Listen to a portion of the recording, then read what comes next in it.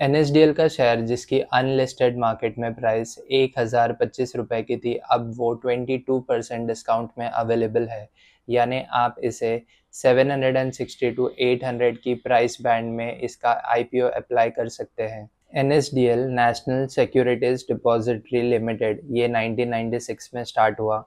इसे इसलिए स्टार्ट किया गया ताकि जो फिजिकल शेयर सर्टिफिकेट होते थे उन्हें डीमटेरियलाइज करके इलेक्ट्रॉनिक फॉर्म में कन्वर्ट किया जा सके और जो ट्रांसफर डीले और पोटेंशियल फ्रॉड होते थे उन्हें अवॉइड किया जा सके। एनएसडीएल क्या करता है इसे एक लाइन में समझाओ तो जैसे बैंक आपके पैसे संभालता है, आपको विड्रॉ और डिपॉजिट की फैसिलिटी देता है, उसी तरह एनएसडीएल एक शेयर्स का बैंक है।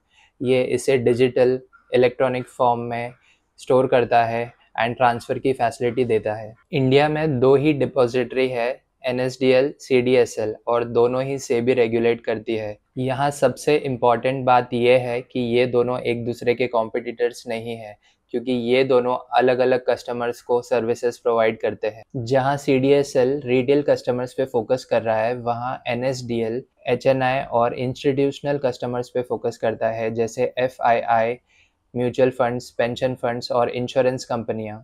दोनों को इंडियन स्टॉक मार्केट के स्मूथ फंक्शनिंग के लिए रिलायबल और इम्पोर्टेंट माना जाता है। एनएसडीएल का आईपीओ 4011 करोड़ का है। ये कोई फ्रेश इशू नहीं, ये ऑफर फॉर सेल आईपीओ है। यानी इसके एग्जिस्टिंग शेयर होल्डर्स जैसे IDBI bank, HDFC bank, SBI, ये अपने पार्ट ऑफ शेयर्स सेल करेंगे। इसका रेवेन्यू पिछले कुछ सालों से कंटिन्यू बढ़ रहा है। अगर 2023 की बात करें तो इसका रेवेन्यू 1021 करोड़ का था और 2024 में ये 1268 करोड़ का हो गया और उसके बाद 2025 में 1420 करोड़ का है। इसका प्रॉफिट आफ्टर टैक्स देखें तो ये भी लगातार बढ़ रहा है। यानी ये 2023 में 234 करोड़ का था और 2024 में ये 275 करोड़ का हुआ।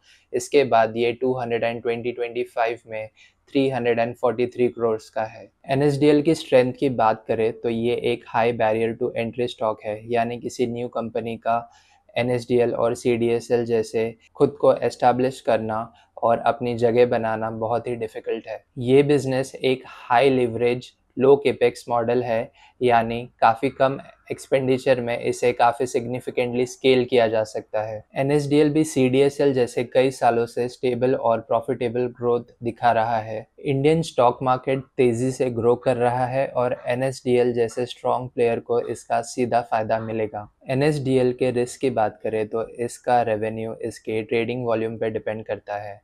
यानी ज़्यादा ट्रांजैक्शंस होंगे तो ज़्यादा प्रॉफिट होगा और कम ट्रांजैक्शन होंगे तो कम प्रॉफिट होगा।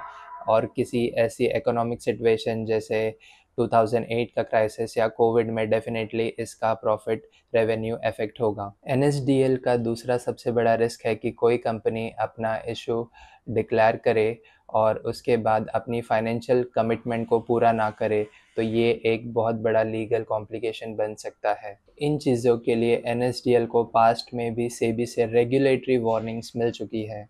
एनएसडीएल एक टेक्नोलॉजी ड्रिवन कंपनी है, तो इसमें एक साइबर अटैक का रिस्क भी हमेशा ही होगा। एनएसडीएल को सीडीएसएल से कंपेयर करें तो सीडीएसएल का पीई 64 का है और एनएसडीएल का पीई 46.6 का है, जो कि सीडीएसएल से काफ़ी कम है। सीडीएसएल का asset under management 79 lakh crore का है तो एनएसडीएल का 510 लाख करोड़ का है, जो कि करीब 6.5 गुना ज़्यादा है। सीडीएसएल के पास 15.86 लाख डीमैट अकाउंट्स है तो एनएसडीएल के पास 4 लाख करोड़ डीमैट अकाउंट्स है, जो कि सीडीएसएल से करीब 4 गुना कम है। सीडीएसएल का प्रॉफिट आफ्टर टैक्स 44% है तो एनएसडीएल का प्रॉफिट आफ्टर टैक्स 22% का है। इसके जीएमपी की बात करें तो ये करीब 150 रुपीज़ प्रीमियम पे ट्रेड कर रहा है और अगर आपको इसका आईपीओ अलॉट होता है तो करीब 18% की लिस्टिंग गेन मिल सकती है।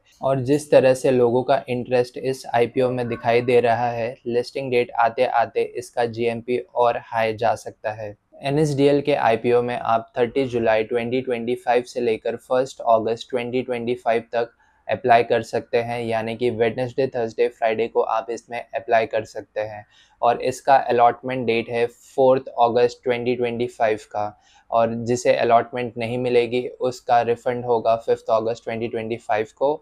और अगर आपको ये शेयर मिलता है तो आपके अकाउंट में ये शेयर आएगा 6 अगस्त 2025 को, एंड उसी दिन लिस्टिंग भी होगी इसकी। अब आते हैं फाइनल कंक्लूजन पे कि क्या इस आईपीओ में अप्लाई करना चाहिए।